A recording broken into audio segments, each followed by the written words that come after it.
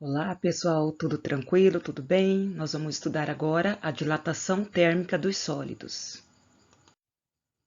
Através do estudo da dilatação térmica, nós seremos capazes de compreender em que situação e por que a dilatação térmica deve ser considerada nos projetos. Vejam essa figura. Então, nessa figura tem-se uma junta que é utilizada para a fabricação de pontes. Nesta outra figura, nós temos outro exemplo de junta, no caso, para poder confeccionar asfaltos. Nessa terceira situação, nós temos também junta de dilatação, utilizada em ferrovias. E um exemplo do que acontece caso uma dessas juntas não sejam levada em consideração no estudo de projetos, na elaboração de projetos. Veja um exemplo das juntas de dilatação utilizadas para a confecção para poder fazer as calçadas. Aqui um exemplo de quando esse estudo não é bem feito.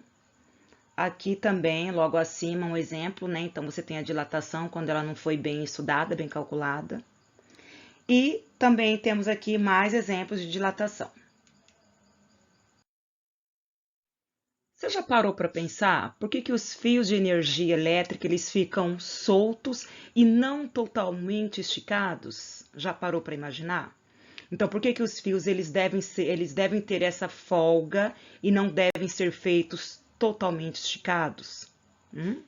Então, através dos estudos de hoje, você será capaz de identificar cada uma dessas situações e o porquê que a dilatação deve ser levada em conta.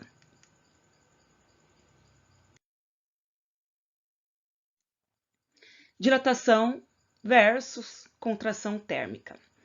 Aumentando a temperatura, o espaço entre as partículas também aumenta. O volume final do corpo, consequentemente, irá aumentar. E o contrário, se diminuir a temperatura, o espaço entre as partículas também diminui e o volume final do corpo acaba diminuindo também. Isso devido ao fato que os átomos eles têm uma certa distância regular entre eles, ok? Então, se aumenta a temperatura, aumenta a distância. Se diminui a temperatura, diminui a distância entre os átomos. E, levando em consideração o estado sólido, líquido e gasoso, sabemos que existem essas diferenças das posições de equilíbrio entre os átomos e as moléculas.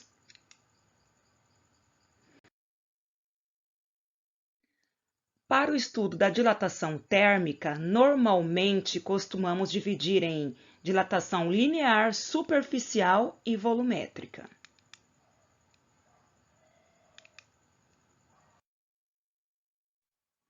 A dilatação linear é aquela onde uma das dimensões é mais perceptível.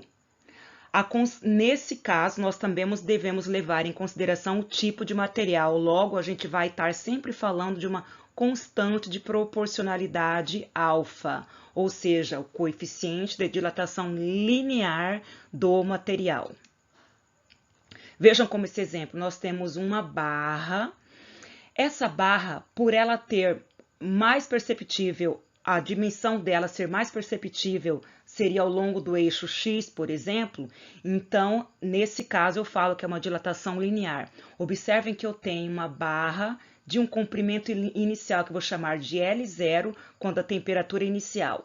Quando, por exemplo, essa barra ela é aquecida, os átomos vão vibrar mais e essa barra vai passar a apresentar um comprimento final que eu vou chamar de L, tá? Essa diferença que é o ΔL é então quanto foi dilatado, ou seja, a dilatação sofrida pelo material. Posso dizer também que essa dilatação, esse ΔL, é diretamente proporcional ao comprimento inicial, ou seja, quanto maior for o comprimento inicial da barra, maior vai ser a dilatação final. E essa dilatação também ela é diretamente proporcional à variação de temperatura, ou seja, quanto maior for a variação de temperatura, maior vai ser a dilatação final desse material. A dilatação também depende do material que constitui o corpo, ou seja, do coeficiente de dilatação linear. Sendo assim, eu posso substituir todas essas grandezas em uma só e dizer que a dilatação ela é igual ao comprimento inicial vezes o coeficiente de dilatação linear do material e vezes a variação de temperatura.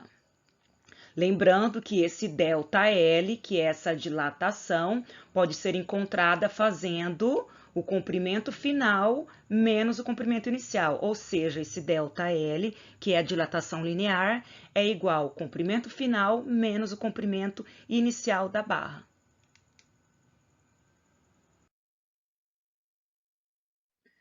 Já pensaram também por que o copo de vidro comum trinca quando se coloca água quente e quando você tem, por exemplo, um copo de vidro Pirex, daquele material mais especial, ele não trinca? Vocês já pensaram nessa situação? Por que será?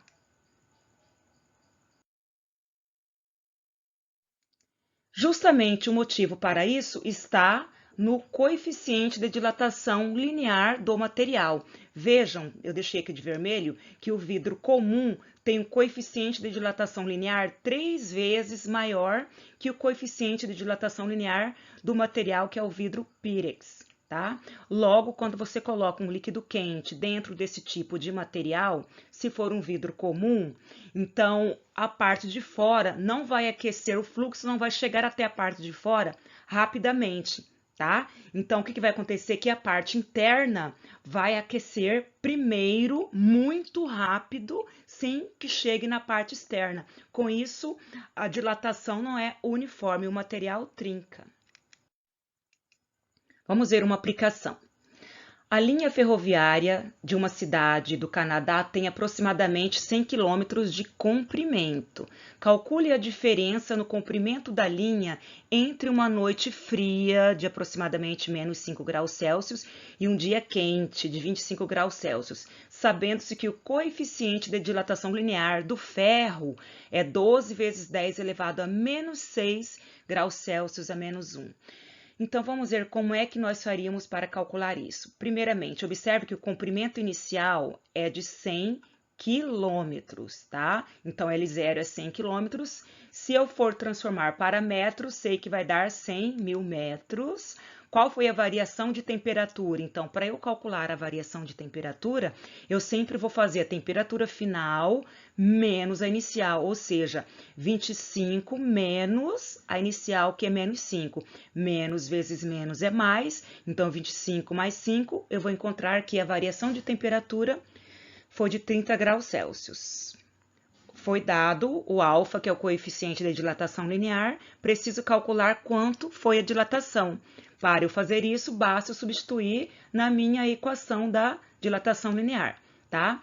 Então, ΔL é igual a L inicial, qual é o comprimento inicial da barra?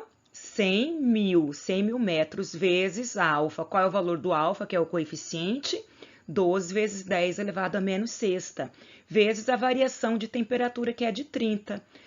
Fazendo esse cálculo, vamos encontrar que a dilatação sofrida por essa linha ferroviária foi de 36 metros, ou seja, ela tinha um comprimento de 100 mil metros, um comprimento inicial de 100 mil metros, e ao sofrer essa variação de temperatura, ela teve uma dilatação de 36 metros. Ok? É possível calcular, então, o comprimento final dessa barra. Basta eu fazer o quê? Somar quanto ela dilatou mais o comprimento inicial. E eu vou ter, então, o total de quanto dilatou. Ok?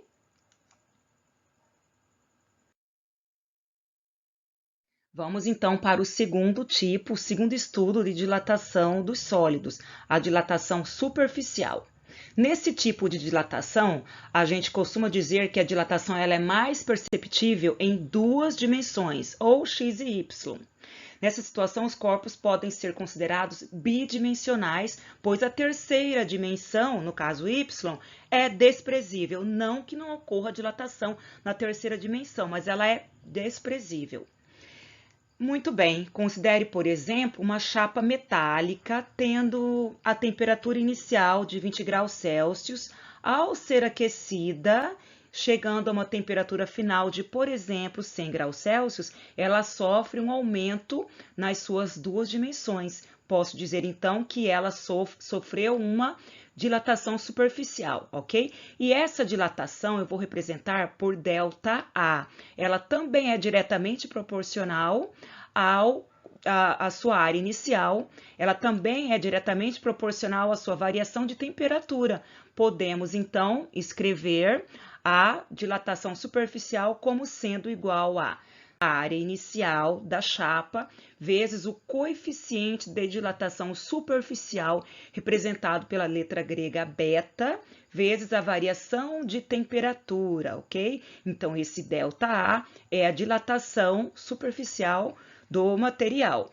Tá? Então, normalmente a gente coloca em metro quadrado, então basta a gente estar reparando. Se por acaso você tiver em centímetros, a dilatação ela vai ser observada em centímetros quadrados. Muito bem, esse beta é o coeficiente de dilatação superficial. Logo, se eu tiver o coeficiente de dilatação linear, que é o alfa do material, basta eu multiplicar por 2, que eu vou encontrar beta.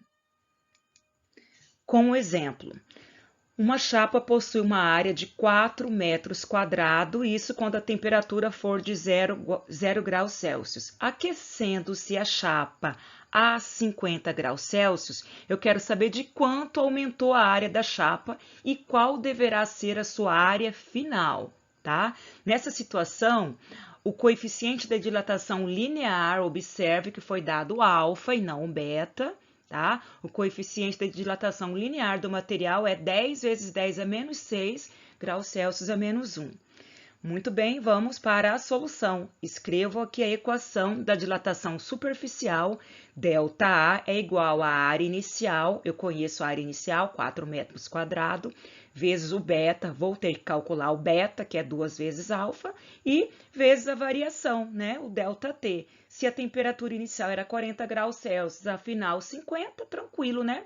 Final menos inicial. Então, para isso, lembrando que beta é 2 vezes alfa, alfa foi dado, basta substituir todos os dados nessa fórmula acima. Então, ΔA, dilatação superficial da chapa é igual.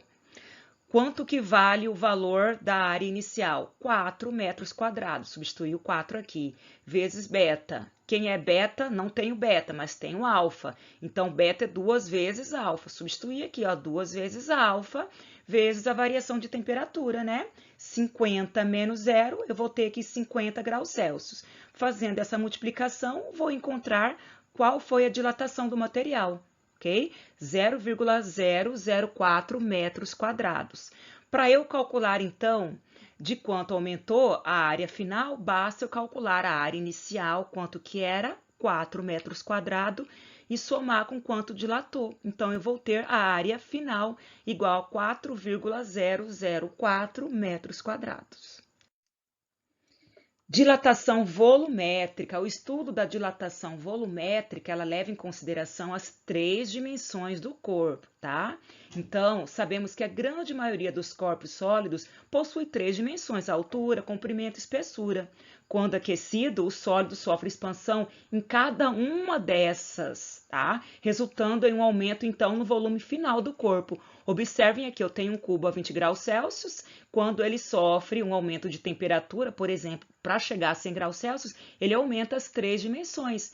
Se eu tiver no caso aqui, por exemplo, um cilindro a 20 graus Celsius, ao ser aquecido a 100 graus Celsius, ele também sofrerá uma dilatação nas 3 dimensões, ou seja, uma dilatação volumétrica.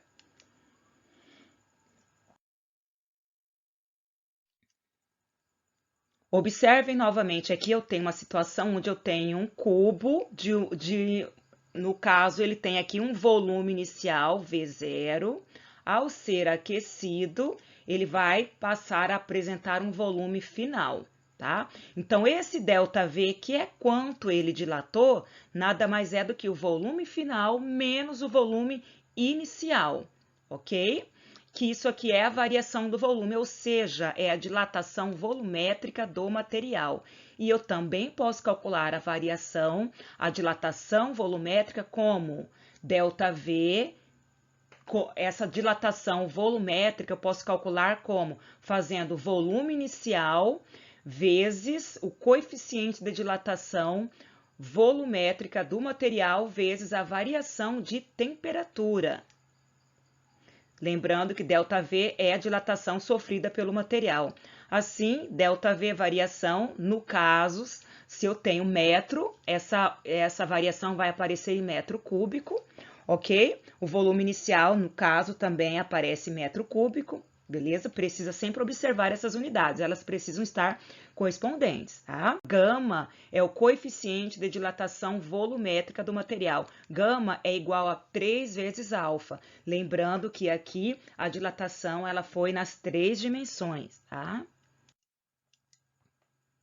Vamos então observar este exemplo. Então, o volume de uma esfera metálica a certa temperatura é 100 centímetros cúbicos.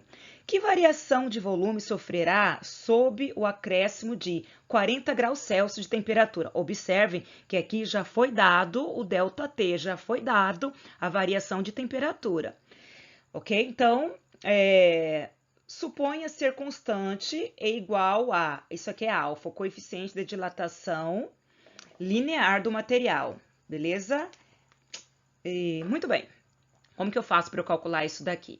Dilatação volumétrica, eu tenho aqui um volume de uma esfera metálica, então vai ser ΔV igual a volume inicial vezes o gama, lembrando que gama é o coeficiente de dilatação volumétrica, que é igual a 3 vezes alfa. No nosso caso, foi dado o coeficiente de dilatação linear, eu terei que fazer 3 vezes, tá? 3 vezes alfa para encontrar gama.